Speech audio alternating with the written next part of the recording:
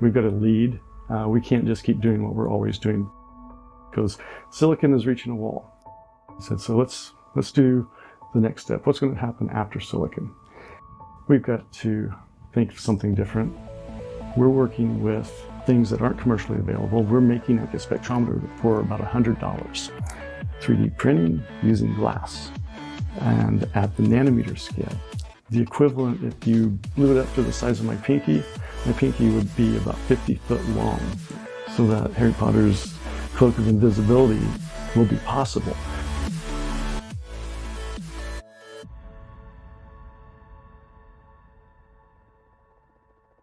I'm engineering teaching lab coordinator, and so I operate the ECE 444 clean room as well as the ECE Nano Fabrication laboratory.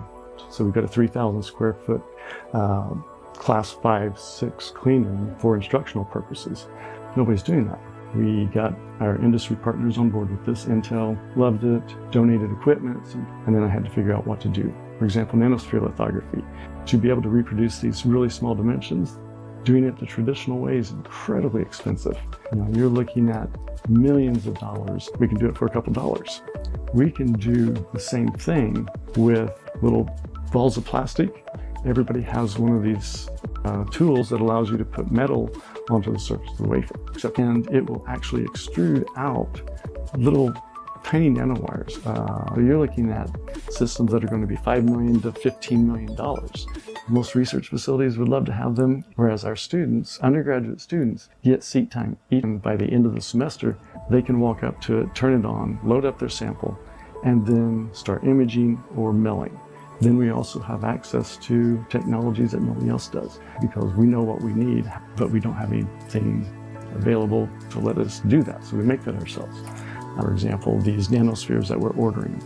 It does take a little bit of skill and practice to get really good ones, but one of my undergraduate students built a system that does it automatically for you. You just press go and it does everything. So he had that all set up in the hood.